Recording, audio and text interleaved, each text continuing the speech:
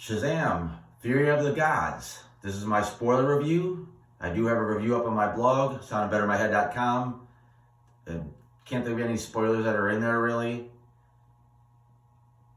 So if you want to check that out first, go for it. I actually ended up going with a 3.5 out of 5 on this. I really enjoyed the movie. I think a lot of people are hating on it. A lot of people say it's not that great. I could see where they're coming from. If you didn't like the last one, you're definitely not gonna like this one. It's more of the same. But I don't know. I just watched it. I was having a good time. I liked the characters. The comedy worked for the most part. Sometimes it overdid it. The action was fine. I thought the villains were weak. Getting that in a little bit, but overall I thought it was all right. The plot moved pretty briskly. Again, with the villains, they should have had a little bit better defined plan. Like, you kind of knew what they wanted, but not quite. If they would have flat out said what they wanted a little sooner, I think it would have helped, or what the danger was. Because it's like they want this staff, and then they need this seed to like regrow their world. And it seems like really if they just asked for it and what they wanted, it wasn't that bad of a thing. They were just gonna bring their world back to life. I mean, granted, they were evil and they probably eventually would have tried to conquer Earth, but in the short term, it wasn't that big of a deal. It's just that the one sister, eventually wanted to use it to destroy Earth, but the other two sisters were cool with just leaving Earth with their apple with the seed and being done with it.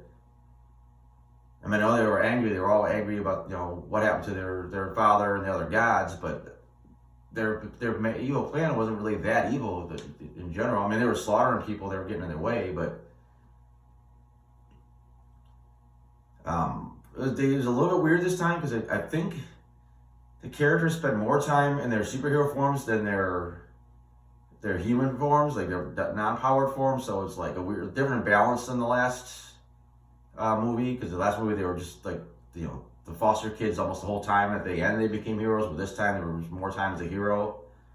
And it's definitely hard going from like one actor playing the character and then another, like, at least in the first film. But I think here it works a little bit better. It's kind of weird because this time, the first film, it was Freddie Freeman and a lot of Billy Batson, but he would also alter between turn into Shazam. This time he was Shazam like almost a whole movie. Like, you hardly ever see Billy Batson. Like, he was essentially the star of the first film to a degree. And here, like, you barely see him. Meanwhile, we see Freddie Freeman almost the whole film. He barely turns into his superhero form. So it was a kind of a weird balance. It didn't really hurt the film, I don't think, but maybe it could have led to some better interaction between the characters. I don't know. Like I said, I thought the villains were weak. Not only were their motivations a little poorly defined, but their powers, they really don't. Like, the one main goddess, I don't remember the character names, to be honest. I think she was Hespera. You don't know exactly what she could do. It's not like she could just do anything. And then the next sister, she whispers stuff to people and make them do stuff, but like the first people she whispered to, like, they could suddenly whisper to people too and make them turn crazy. Like, it was like, didn't say what she said or what was going on. And then the third sister was really vague. It looked like her powers were just to copy Doctor Strange visuals and move stuff around, like buildings and stuff.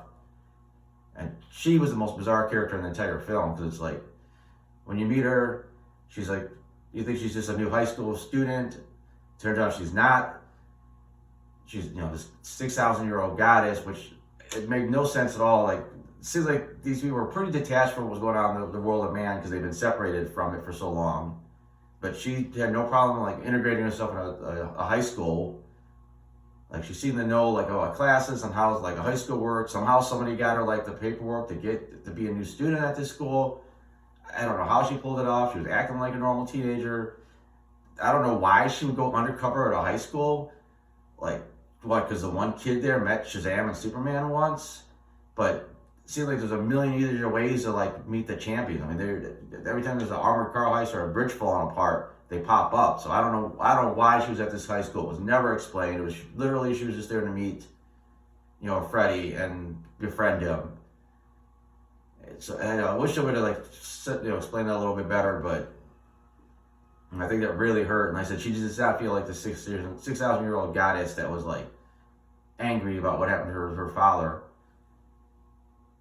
I thought the CG was a very blatant CG. It looked fine for the most part, but especially like riding this dragon, you could tell every time the dragon wasn't real. It's just like, okay, it's a CGI dragon. But it looked fine. I thought the superhero stuff looked cool, like flying around, using their super speed. I really like the costumes. I think they pop on screen, like the different colors.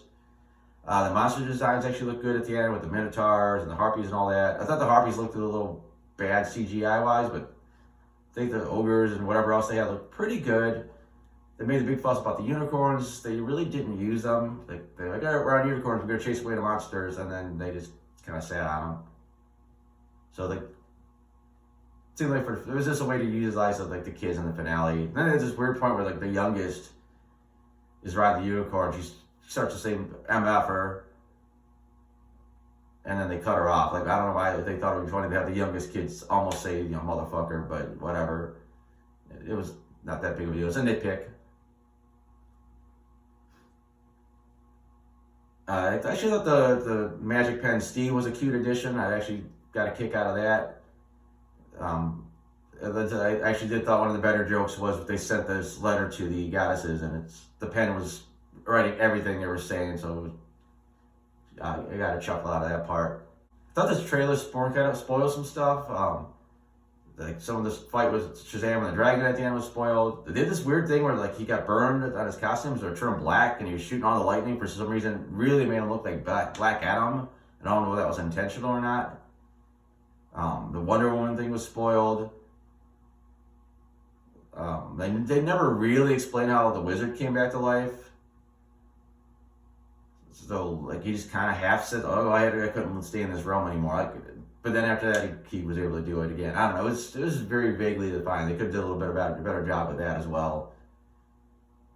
But I don't got a ton else to say about the movie. Like I said, I thought it was just like a fun ride. I was enjoying the characters. There was some funny stuff, some okay action. I said they had better villains or less villains. You could have won with just the two, because just having 3 villains to take on like the 6 superheroes didn't really matter. Like to even out the odds, because they really only had like one fight scene, like with a 3 on 6.